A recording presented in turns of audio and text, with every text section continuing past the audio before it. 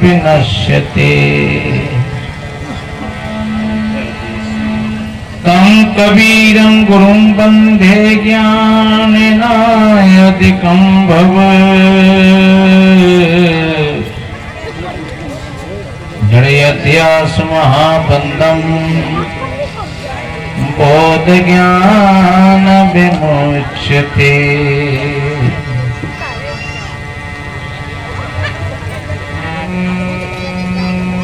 गुरु कृपा सो पाइए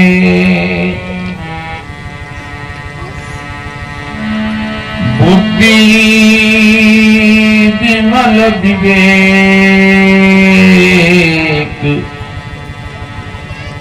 तीन ताप शीघ्र ही मिटे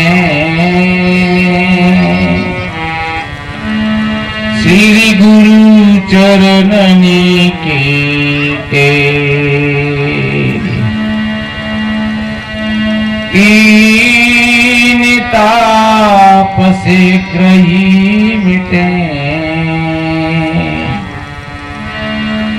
श्री गुरु चरणनी कीटे।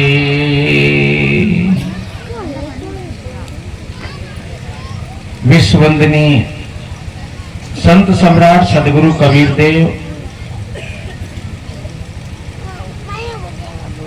मुदमंगल में पूजनीय श्रद्धेय संत समाज, सभी धर्म प्रेमी सज्जन, शक्ति स्वरूपाएं माताएं और बहन, वसुंधरा की गोद में खेलने वाले नन्हे मुन्ने प्यारे प्यारे बच्चे एवं बच्चियां, सभी को वंदन अभिनंदन करते हुए साहे बंदगी साहे बंदगी। आज का तीसरा दिन है। अभी पूज्य संतों के माध्यम से आप सभी भाई बहन ज्ञान की चर्चा को श्रवण किए। संत जगाते हैं, जागो रे जिन जागना जय जागन की बार, और फिर कब जागो नानका तब सो पैर पसार। करना तो सो ना कियो पड़ो विषय के फंद, और नानक समय जो रम गयो फिर क्यों रोग है अंध। ये मानव शरीर मिला है और जो करने योग्य काम है हम उसको नहीं कर पाते हैं। हम अपने मन की विलासता में फंस जाते हैं। अभी महात्मा जी सुना रहे थे एक उदाहरण, किसी बच्चा ने अपनी मां की नाक काट ली थी, सुना भी। और मां की नाक क्यों काट दी उसने? क्योंकि मां ने उसको अच्छा संस्कार नहीं दिया। और शास्त्र कहता है कि गुरुनाम गुरु माता, पहली गुरु माता होती है। पहले गुरु और पिता और माता, रक्त बिंदु के जो है दाता। माता पिता अगर ठीक हैं तो बच्ची बच्चा ठीक पैदा होंगे। ये कोई ईश्वर भगवान परमात्मा की बात नहीं है और किसी देवी देवता के हाथ की बात नहीं है। तुम्हारी अगर बच्ची बच्चा अगर ठीक नहीं है और तुम कहते हो भगवान की लीला है, ये भगवान की लीला नहीं है, ये तुम्हारी लीला थी। तुम नहीं समझे। कोई किसान अगर खेती करता है बढ़िया अच्छी और उस मिट्टी की पहचान है उस पर, तो वो उसी के मुताबिक बीज ला करके बोता है और अच्छी फसल लेता है। और वो देखता भी है कि कहीं खेती में कोई घास पतवार तो नहीं हो रही है, कोई ऐसा कूड़ा करकट तो नहीं उपज रहा है कि जिससे खेती के जो हमने बीज बोए वो खत्म हो जाए। तो वो किसान अपनी खेती पर निगाह रखता है, और जो किसान खेती पर निगाह रखता है फिर उसकी निराई गुड़ाई भी करता है। उसमें पतवार खरपतवार हो जाता है तो उसको काट खोद करके अलग फेंक देता है। और जो बीज बोए हैं, चाहे वो मक्का हो, चाहे गेहूं हो, चाहे जौ हो, चाहे चावल हो, कोई भी चीज जो लगाई है बस उसी को वो श्रेय देता है और वही चीज फिर अच्छी होती है। ऐसे ही माता पिता हैं, अगर ठीक जीते जागृत हैं और वो चाहे सत्संगी हैं तो वो चाहे तो वो मनचाही संतान पैदा कर सकते हैं। और चाहे वो कोई रामकृष्ण रहे हों, चाहे कबीर बुद्ध रहे हों, चाहे रविदास महाराज जी रहे हों, चाहे बाबा साहब रहे हों, इस सबका मातृशक्ति का हाथ था। ये जो महापुरुष हुए, वीर हुए, भक्त हुए, दातार हुए, बाबा साहब के माता पिता भी कबीरपंथी थे और अच्छे सत्संग प्रेमी थे, इसलिए बाबा साहब को वही संस्कार मिले थे।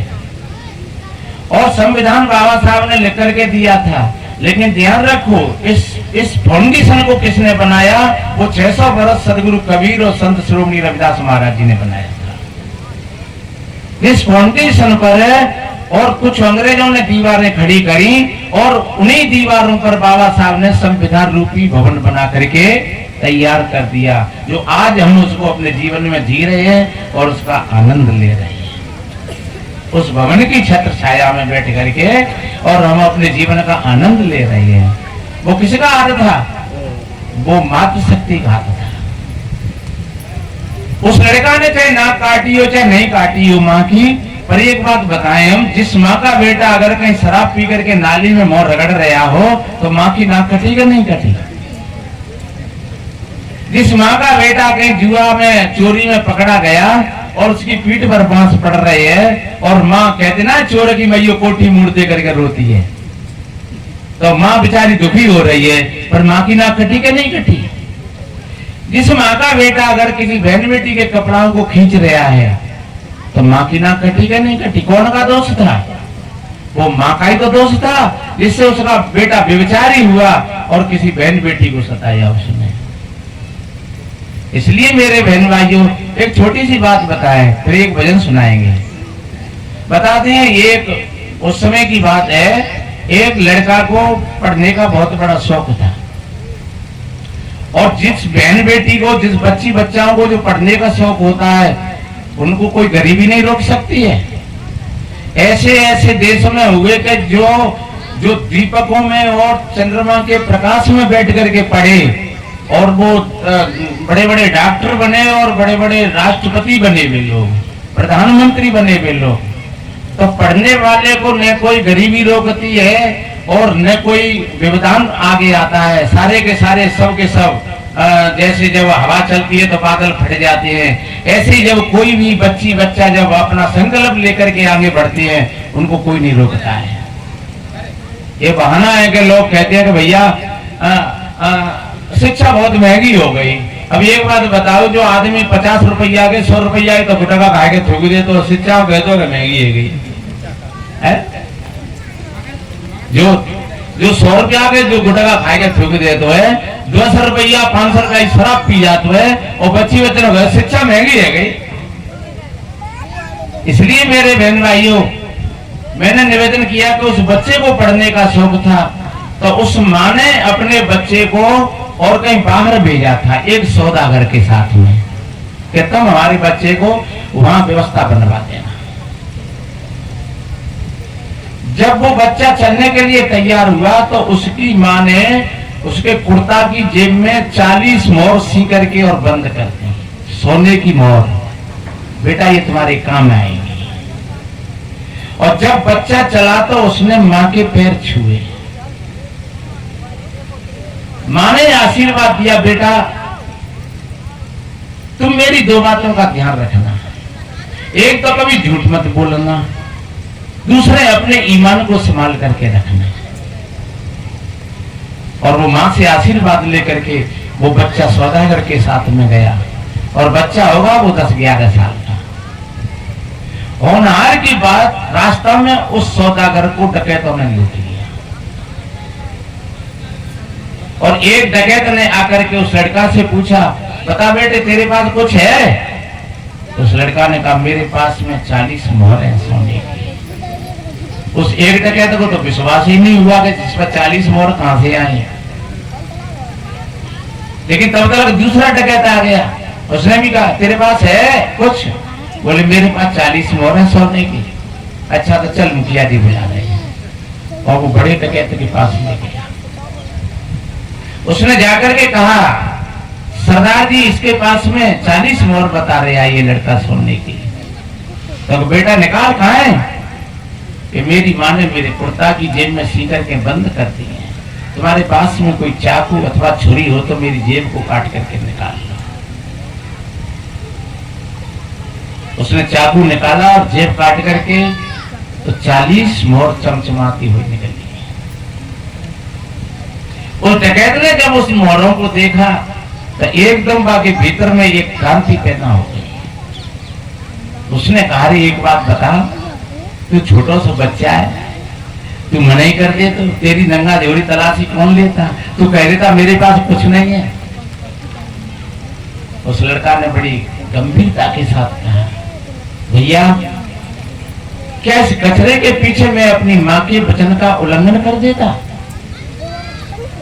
बोले तेरी माँ का कौन सा वचन था ऐसा?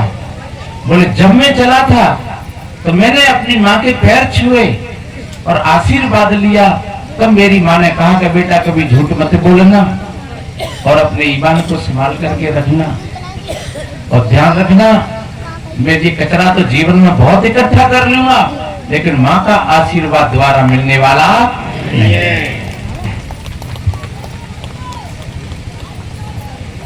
और डकैत की आंखें सजल हो गई।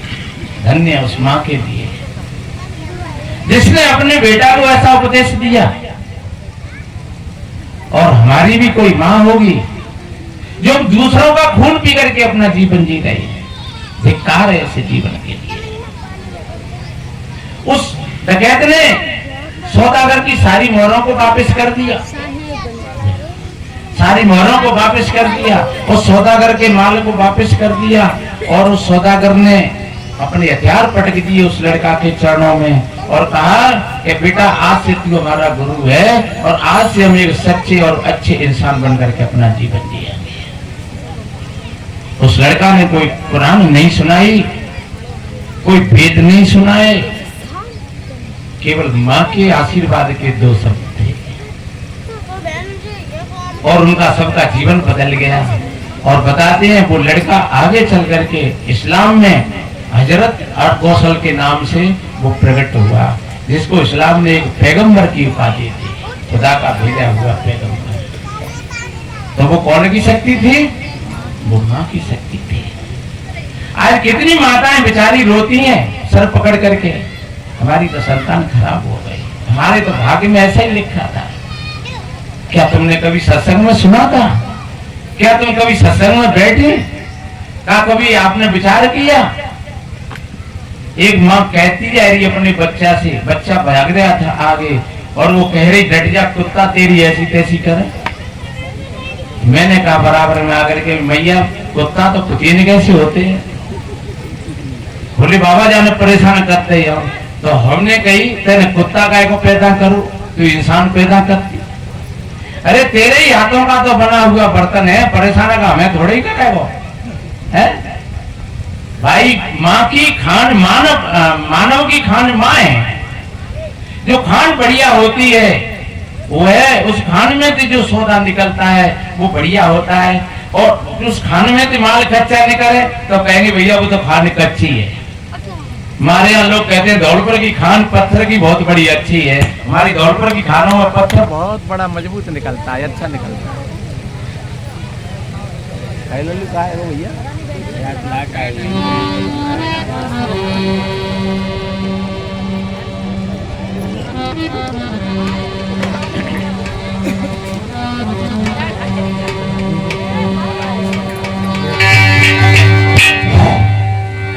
तो धन्य है उस माँ के लिए जो माँ इस तरीका से अपनी बेटी बेटाओं को, मैंने बोला था कि मानव की खान माँ होती है। जो मातृ शक्ति जीती जागृत है तो बेटी बेटा जीते जागृत होंगे। किसी कवि ने कहा है, माता वही है सुतवती जो पुत्र ऐसा जन्मती, पिता वही सुतवान है जिससे वही है संतति। जिस वंश में नर हो ये सो वो वंश पावन जानिए, रहबे जहां जिस देश में तीरथ वहां सम्मानिए। धन्य ऐसे वंश को, धन्य उन माता पिताओं को जिन्होंने संत श्रोमणी रविदास महाराज को जन्म दिया था। धन्य उन माता पिता को जिन्होंने बाबा साहब को जन्म दिया था। धन्य धन्य उन माता पिता को जिन्होंने कबीर साहब को जन्म दिया था। तो इसलिए मेरे बहन भाइयों, एक जीते जागृत उदाहरण है। और सत्संग का फल यही होता है। सत्संग का फल ये नहीं है कि मतलब हम कोई केवल मनोरंजन में ही अपना समय पूरा कर दें। सत्संग का मतलब होता है हमारे जीवन में ये बदलाव आ जाए। माता मंदाल शाह ने बताते हैं अपने 6 बेटाओं को महात्मा बना दिया था। और जब बच्चा रोता तो माँ कहती शुद्धो असी बुद्धो असी निरंजनो निर्विकारो असी संसार माया परवर्जितो असी। हे बेटा, तुम शुद्ध हो, तुम बुद्ध हो, तुम साक्षात परमात्मा स्वरूप हो। पर आखिरी में कितनी बढ़िया बात कही, संसार माया परवर्जितो असी। ये संसार त्यागने के योग्य है। आज घर घरों में देखा जाता है, माता बहनों में, दौरानी जिठानियों में कई बात पर लड़ाई होती है।